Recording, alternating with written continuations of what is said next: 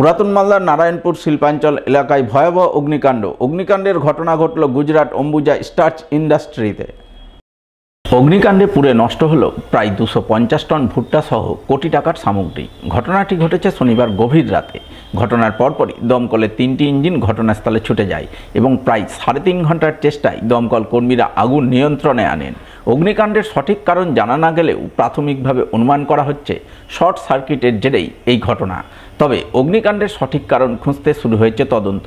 রবিবার সকাল থেকে গুজরাট অম্বুজা স্টার্চ কারখানায় কাউকে প্রবেশ করতে দেয়া হচ্ছে না। এদিন সকালেও ঘটনাস্থলে তদন্তে যান পুলিশ ও প্রশাসনের লোকজনেরা।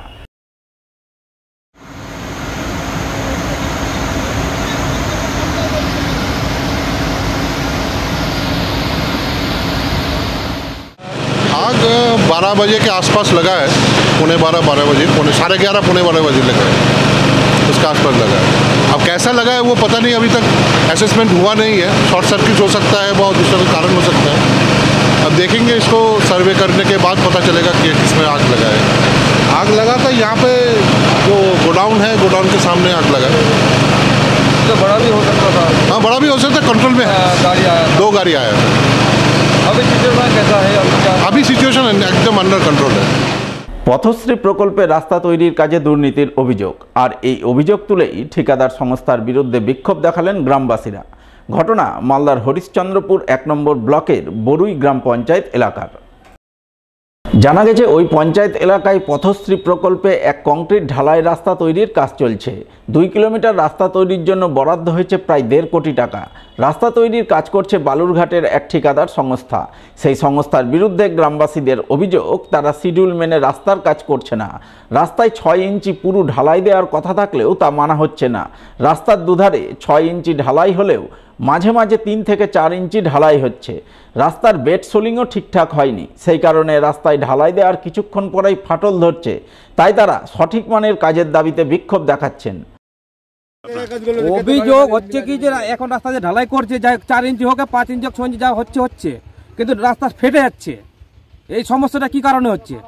বেডের জন্য হচ্ছে না রাস্তায় গিটি বালু পড়েনি ওই জন্য হচ্ছে? কি জন্য হচ্ছে? ইঞ্জিনিয়ারকে আসুক, দেখো আমাদের রাস্তা ভালো চাই। শিডিউলে আছে 6 ইঞ্চি আছে, মানে 5.5-7 ইঞ্চি, কিন্তু 6 ইঞ্চি দিচ্ছে ওরা। হ্যাঁ, 3 ভাগ গিটি দিচ্ছে। লোক না থাকলে এক ভাগ বেশি দিয়ে দিচ্ছে। আমরা রাস্তাটা চাইছি ভালোভাবে হোক। ভাবে দেখাচ্ছি যে আমাদের রাস্তাটা হচ্ছে ভালোভাবে রাস্তাটা হচ্ছে না, ঢালাই ফেটে যাচ্ছে। 4 ভাগে 5 ভাগে মাল দিয়ে দিচ্ছে, সাইডে ঢেল ঢুকিয়ে মানে করছে, ঢালাই করছে। এই ভাগে আমরা বলছি পড়েই যাবে, এখন ফেটে গেছে তো পড়েই যাবে তো। হ্যাঁ, সামনে আগে ফেটে গেছে, আর ওইদিকে আছে তো কোনো 3 ইঞ্চি আছে ঢালাই, কোনোদিন 4 ইঞ্চি আছে ওইদিকে গ্রামের মধ্যে। দুর্নীতি তো এটাই দেখতে পেলাম এখন। আর ওইদিকে ওই যে 3 ইঞ্চি 4 ইঞ্চি ঢালাইটা হচ্ছে, এইটুকুই দুর্নীতি। যদিও গ্রামবাসীদের অভিযোগ মানতে নারাজ ঠিকাদার সংস্থার প্রতিনিধি। তার বক্তব্য, গ্রামবাসীরা দাঁড়িয়ে থেকে রাস্তার কাজ বুঝে নিচ্ছেন, তাই দুর্নীতির কোনো প্রশ্নই নেই। গ্রামবাসীরা এখানে দাঁড়িয়ে থেকে কাজ করছে। আজকে দাঁড়িয়ে থেকে ওরা সব সকাল থেকে 2 জন ওখানে দাঁড়িয়ে থেকে কাজ করেছে। 2টা বালি, 3টা পাথর, একটা সিমেন্ট দিয়েছে। সব দাঁড়িয়ে থাকে, ঢালাই করছে। ঢালাই করে তারপরে বলছে ফেটে যাচ্ছে। ওখানে ফাটা নাই, ওটা সিমেন্টের নিকাশ নিয়েছে যেটা হয়েছে। বলছি শিডিউল অনুযায়ী কাজ, ওরকম নিকাশ নিবে। শিডিউল অনুযায়ী কাজ হচ্ছে না এমনটাই অভিযোগ করছে। একদম শিডিউল অনুযায়ী কাজ হচ্ছে। শিডিউল ওখানে টাঙা আছে, শিডিউল অনুযায়ী কাজ হচ্ছে। এ বিষয়ে হরিশ্চন্দ্রপুর 1 নম্বর পঞ্চায়েত সমিতির সদস্য বাবলু কর্মকার জানান, তিনি গ্রামবাসীদের কাছে অভিযোগ পেয়েছেন। প্রশাসন অভিযোগ খতিয়ে দেখবে। কোনো দুর্নীতি ধরা পড়লে প্রশাসন ঠিকাদার সংস্থার বিরুদ্ধে ব্যবস্থা গ্রহণ করবে। গ্রামবাসীরা যেটা বলছে 2 সাইডে 6 ইঞ্চি দিচ্ছে, নাকি 3 ইঞ্চি 4 ইঞ্চি করছে। ঠিক আছে, গ্রামবাসীদের অভিযোগ জানিয়েছে এবং প্রশাসন সেটা দেখবে। আমরা প্রশাসনকে জানাবো।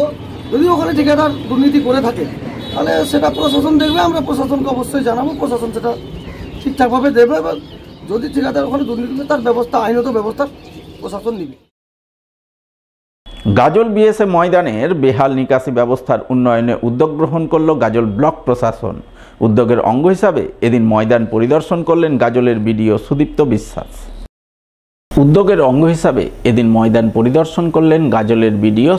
বিশ্বাস।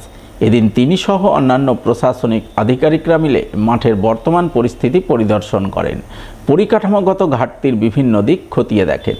এরপর সংবাদ মাধ্যমের মুখোমুখি হয়ে বিডিও সুদীপ্ত বিশ্বাস জানান, গাজল সদর এলাকার একমাত্র মাঠ গাজল বিএসএ ময়দান। তাই এই মাঠের পরিকাঠামো উন্নয়নে জেলা পরিষদের 15 ফিনান্স থেকে 20 লক্ষ টাকা বরাদ্দ হয়েছে। আপাতত ওই টাকায় মাঠের নিকাশি ব্যবস্থা গড়ে তোলা হবে। পরবর্তীতে ট্রাইবাল দপ্তর থেকে মাঠের স্টেডিয়াম সংস্কারের উদ্যোগ গ্রহণ করবেন।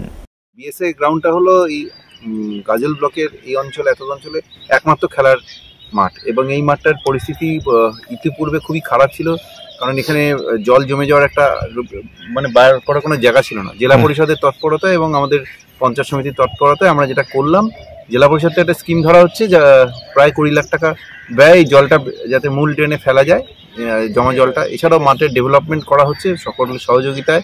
মাঠে যারা কর্মচারী রয়েছে, যারা খেলোয়াড় রয়েছে, আমরা মাঠটাকে মাটি দিয়ে ফিলিং করেছি।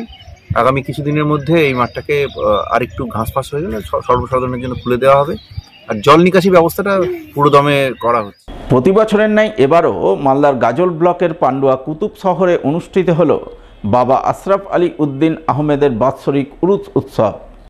এই উৎসবকে কেন্দ্র করে রবিবার সকাল থেকেই পান্ডুয়া কুতুব শহরে নানান ধর্মীয় কর্মকাণ্ড চোখে পড়ে। আগত ভক্তরা পীর সাহেবের মাজারে চাদর চড়ান, সিন্নি ফতেয়ার আয়োজন চোখে পড়ে। এই উপলক্ষে দূর দূরান্তের ভক্ত সমাগম ঘটে। উৎসব মুখরিত হয়ে ওঠে গোটা কুতুব শহর এলাকা।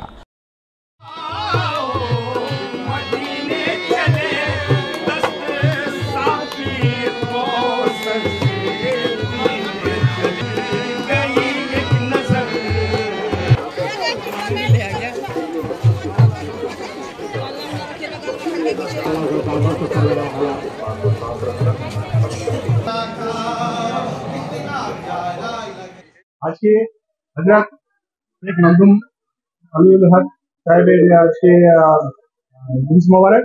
এখন আমাদের ফাতিহাখানি হবে, এখানে হবে। আর এখানে যে গুরুত্বের কথা যেটা বলি, সেটা ভারতবর্ষের বিভিন্ন পুরো প্রান্ত থেকে আমাদের লোক আসে।